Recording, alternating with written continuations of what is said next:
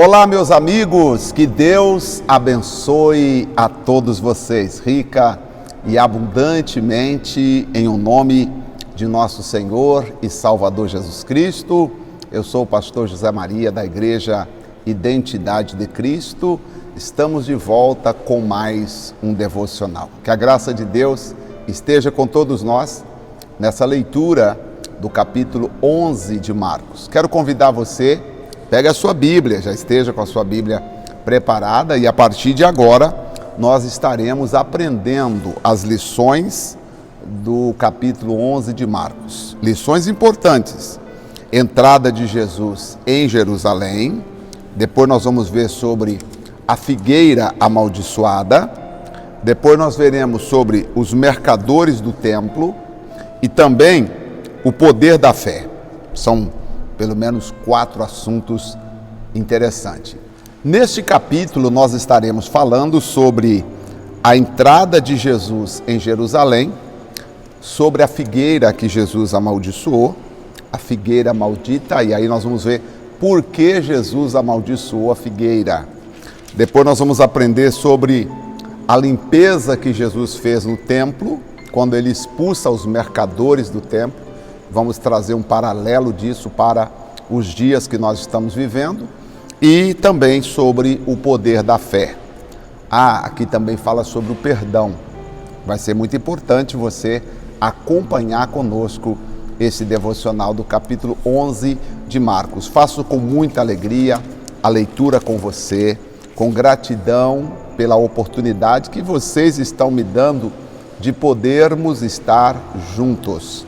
Sempre lembro, às vezes eu não consigo enviar o link do devocional da mensagem a você. Então, portanto, todos os dias procure no YouTube Igreja Identidade de Cristo. Se você ainda não é inscrito, se inscreva no canal para que nós possamos ter sempre esse contato através do nosso canal no YouTube, tá certo? Se não chegar o devocional no WhatsApp para você, não significa que eu não tenha feito. Significa que às vezes eu não consegui enviar o devocional por meio do WhatsApp, mas o devocional foi feito e subiu para o YouTube, tá bom? Ative o sininho de notificação, que sempre que o vídeo for postado, o YouTube se encarrega de te avisar que o novo vídeo foi postado, tá bom? Vamos então aproveitar o nosso tempo e vamos à leitura do capítulo 11 de Marcos. Antes, porém, gostaria de lembrar você, verifique depois se você está inscrito no canal. Às vezes acaba a inscrição cancelando, você pensa que você está inscrito e de repente você não está. Se você puder divulgar também o nosso conteúdo, nosso material, é importante. Sempre você colocando um amém, um glória a Deus, também é importante para que o YouTube entenda que o conteúdo é importante e assim o YouTube permite que nós façamos mais conteúdos como este. Então nunca deixe de fazer um comentário, ainda que seja um amém, tá bom? Vamos à leitura, Marcos capítulo 11, começando do verso 1. E logo que se aproximaram de Jerusalém, de Betfagé e de Betânia, junto do Monte das Oliveiras, enviou 2 dos seus discípulos e disse-lhes: Ide à aldeia que está defronte de vós, e logo que ali entrardes, encontrareis preso um jumentinho, sobre o qual ainda não montou homem algum. Soltai-o e trazei-o-mo. E se alguém vos disser: Por que fazeis isso? Dizei-lhe que o Senhor precisa dele, e logo o deixará trazer de volta aqui.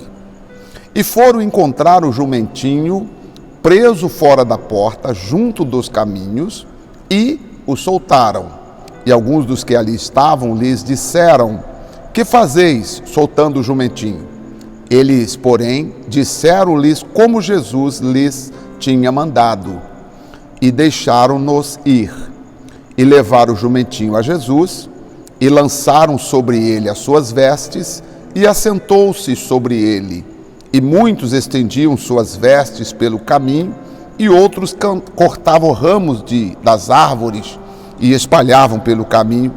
E aqueles que iam adiante, os que seguiam, clamavam dizendo: Hosana, bendito o que vem em nome do Senhor. Bendito o rei do nosso pai Davi, que vem em nome do Senhor. Hosana nas alturas. E Jesus entrou em Jerusalém, no templo, e tendo visto tudo ao redor, como fosse já tarde, saiu para Betânia.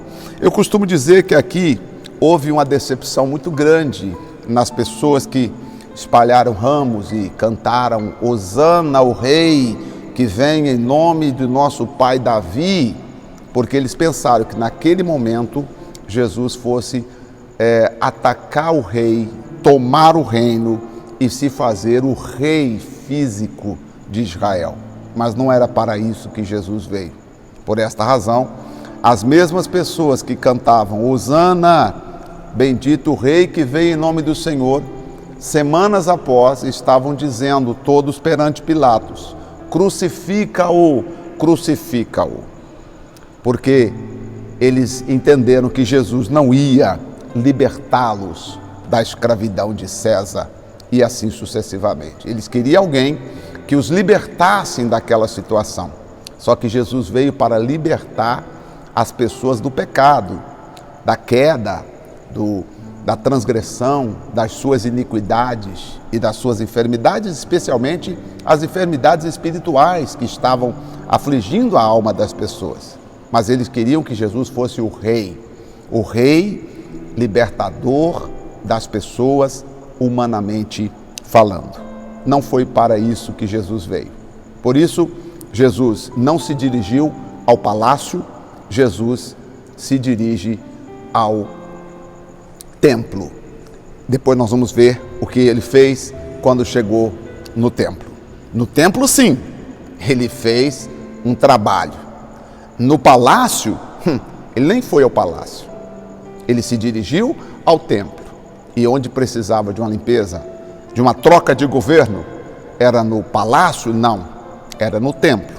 Nós vamos ver nos próximos versículos, logo após nós vermos aqui sobre a figueira amaldiçoada. Versículo 12. E no dia seguinte, quando saíram de Betânia, teve fome. E vendo de longe uma figueira que tinha folhas, foi ver se nela acharia alguma coisa. E chegando a ela, não achou senão folhas, porque não era tempo de figo. E disse Jesus à figueira: nunca mais coma alguém fruto de ti. E os seus discípulos ouviram isso. Por que Jesus amaldiçoou a figueira? Porque a figueira não deu fruto? Porque a figueira não reconheceu ali a presença do seu Criador? Por que Jesus amaldiçoou a figueira?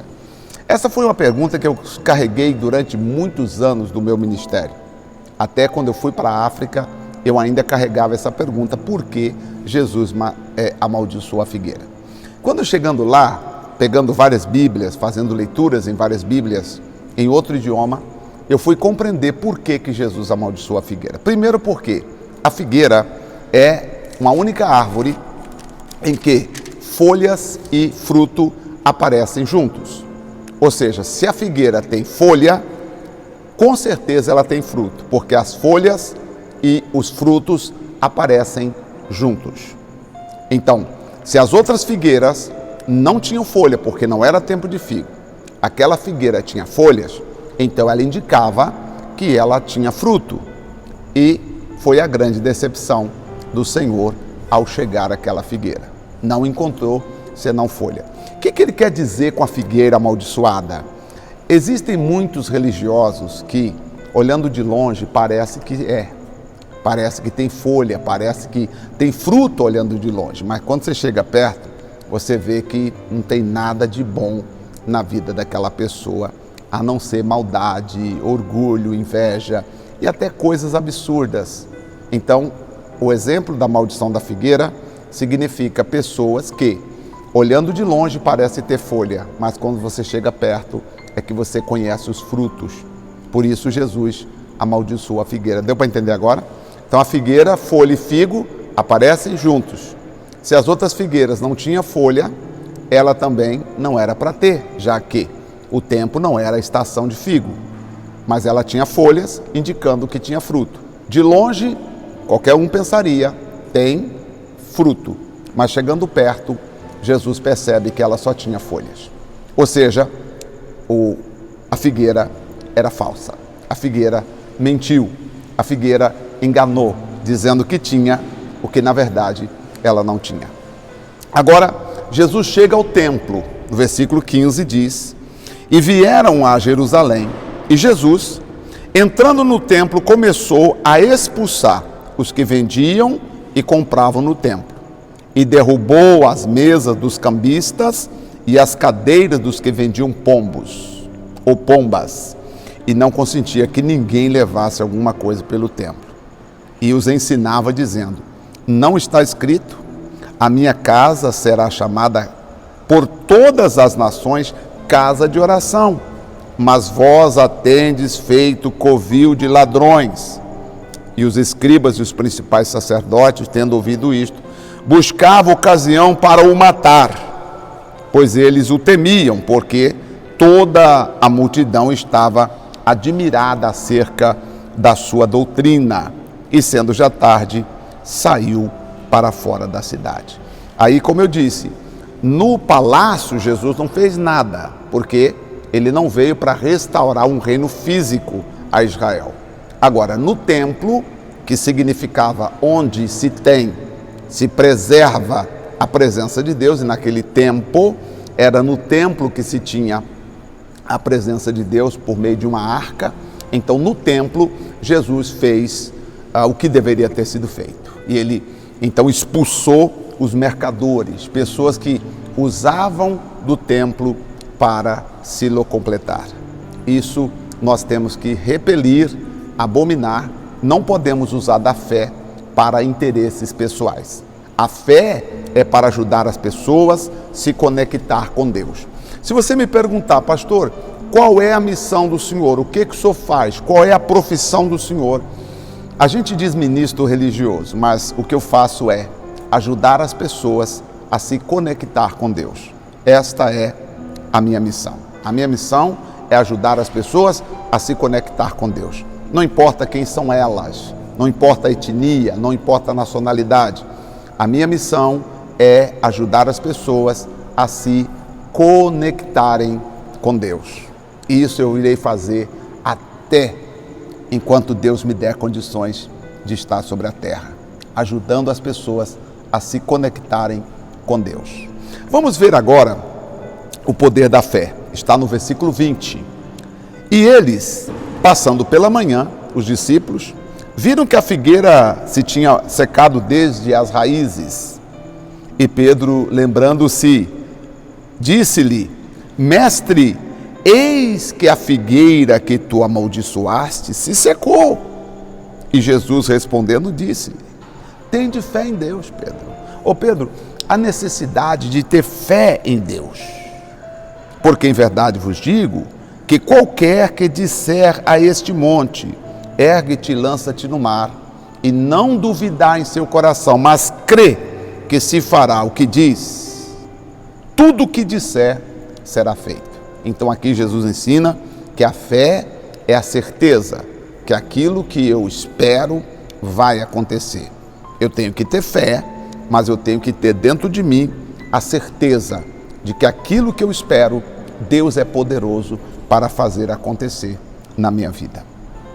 Por isso, versículo 24, vos digo que todas as coisas que pedirdes orando, crede receber e tê-las eis. Então, quando eu oro, eu peço acreditando que aquilo que eu pedi, Deus é poderoso para me conceder. E diz o versículo 25, e quando estiverdes orando, perdoai, se tendes alguma coisa contra alguém, para que vosso Pai que estás nos céus vos perdoe as vossas ofensas. Mas se vós não perdoardes, também vosso Pai que está nos céus vos não perdoará as vossas ofensas. E tornaram a Jerusalém, e andando ele pelo templo, os principais sacerdotes e os escribas e os anciãos se aproximaram dele e lhe disseram: com que autoridade você faz estas coisas? Com que autoridade você expulsou os mercadores do templo? Com que autoridade você está limpando o templo? Mas Jesus respondendo disse: também eu vos farei uma pergunta, e respondei-me, e então vos direi com que autoridade eu faço estas coisas. O batismo de João era do céu ou era dos homens? Respondei-me. E eles arrazoavam entre si, dizendo: se dissermos do céu, ele vai dizer: por que então vocês não creem? Agora, se dissermos que o batismo de João era dos homens, essas pessoas que estão nos ouvindo irão nos apedrejar, porque todas as pessoas têm João como verdadeiro profeta. E, versículo 33, e respondendo disseram a Jesus: não sabemos. E Jesus lhe replicou: também eu vos não direi com que autoridade eu faço estas coisas. Interessante a resposta de Jesus. Claro que Jesus responde fazendo uma pergunta. Eu sempre digo, fazer pergunta é importante, porque obtemos a resposta, e a resposta é o conhecimento que vai se abrindo para o nosso crescer, o nosso mover espiritualmente. Muito bem. Quais são as partes mais importantes do capítulo 11 de Marcos? Primeiro, a entrada de Jesus em Jerusalém. Ele, do versículo 1 ao 11, pensaram que Jesus naquele momento ia dar aquele famoso golpe, né, como se fosse assim, né, a gente nem pode falar senão o YouTube segura, né? Então, pensaram que Jesus ia fazer isso, mas Jesus não veio para isso. Jesus veio para dar um golpe no mal, destruir o mal e trazer as pessoas para perto de Deus. Bom, na figueira, que é o versículo 11, 12 ao 14, nós vimos que a figueira representa pessoas falsas, que de longe parece ter as coisas e de perto, convivendo com elas, nós percebemos que não são. Os mercadores do templo expulso, também é importante ver isso aqui, porque, veja, o templo hoje é o nosso coração, é a nossa vida, e nós não podemos negociar com o inimigo, e muito menos negociar com Deus, fazer barganha com Deus. Senhor, se o Senhor me der isso, eu vou te dar aquilo. Não, com Deus não se barganha. Tem que limpar o templo para servir a Deus verdadeiramente com o coração. Outra coisa interessante está no versículo 20, até aí do 20 para frente, que é o poder da fé. Tem que ter fé em Deus e falar com fé e crer que aquilo que você disser vai acontecer. E também o versículo 25, eu entendo como um dos mais importantes sobre o perdão, até porque existem igrejas, não vou citar o nome para não ficar feio, mas existe um pastor bastante conhecido que diz assim: olha, você tem que ir lá na pessoa que você ofendeu e pedir perdão para ela. Não importa se você vai causar um estrago, não importa se você vai... Não importa, você tem que sair, ir lá e pedir perdão para ela. Aí eu pego a Bíblia e leio em Marcos, capítulo de número 11, versículo 25, e vejo que o Senhor me ensina diferente.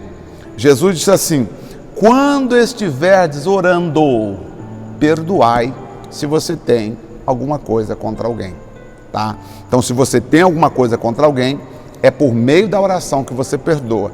E imagina, se eu tenho uma coisa contra você e por meio da oração eu te perdoei, significa que quando eu te encontrar, eu vou lhe tratar bem, vou lhe tratar com honra, vou lhe tratar com alegria, vou lhe tratar com respeito, correto?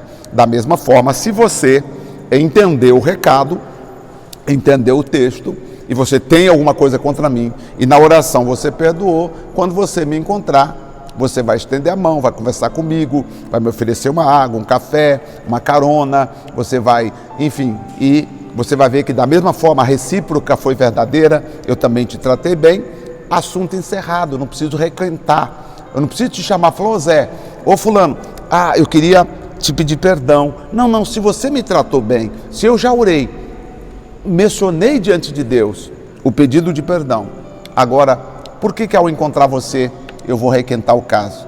Não é uma regra. Pode ser que, havendo possibilidade, de nós conversarmos sobre o ocorrido. Mas se não houver possibilidade de conversarmos sobre o ocorrido, talvez se mexermos naquilo ali que já está sepultado, vai ser como abrir uma sepultura. Então talvez o melhor seria a gente simplesmente bota a pedra em cima, já pedir perdão para Deus, nós nos perdoamos, nos encontramos, nos abraçamos, choramos e agora então vamos levar vida para frente, sem ter que fazer o que esse pastor falou, que você tem que ir lá. O que você fez, tem que chegar lá e contar, olha, eu fiz isso, eu fiz aquilo outro, para Deus poder te perdoar. Não, isso não tem na Bíblia, isso aí é uma teologia, ou uma teoria meramente humana, não é isso que Jesus manda fazer, tá bom? Mas e lá no Mateus 5:23, que quando se trouxer a tua oferta ao altar e lembrar que o teu irmão que tem contra ti, não é você contra o teu irmão, é o teu irmão contra ti. E lembrando que a oferta naquele tempo era oferta pelo pecado, ou seja, eu estou oferecendo uma oferta pelo pecado e hoje não ofereço oferta para pecado. O sangue de Jesus Cristo nos purifica de todo pecado. Eu não preciso oferecer oferta pelo pecado, porque a maior oferta já foi oferecida pelos nossos pecados, tá bom? Então é só você orar, pedir perdão, pedir a Deus para mudar seu coração e prestar atenção naquele ponto que vocês erraram, naquele ponto que gerou ofensa, que gerou briga, que gerou discórdia, que gerou essa situação. Vamos evitar esse ponto e vamos trabalhar de forma positiva para sermos verdadeiramente filhos de Deus. Oremos. Nosso Deus e nosso querido Pai, querido Jesus, muito obrigado. Senhor, cada dia crescendo mais e mais, aprendendo com a Tua palavra. Portanto, meu Senhor, muito obrigado, te agradeço em nome do Senhor Jesus. Que a bênção do Senhor, meu Pai, esteja sobre a vida de cada um. Louvamos, exaltamos e bendizemos o nome que é sobre todos os nomes. Obrigado, obrigado, amém e graças a Deus. Amém. Graças a Deus. Muito bem, que Deus abençoe a todos vocês. Gratidão por nos assistir e eu volto amanhã já no capítulo 12, olha como está passando. Capítulo 12 importante, falar da parábola dos vinhateiros.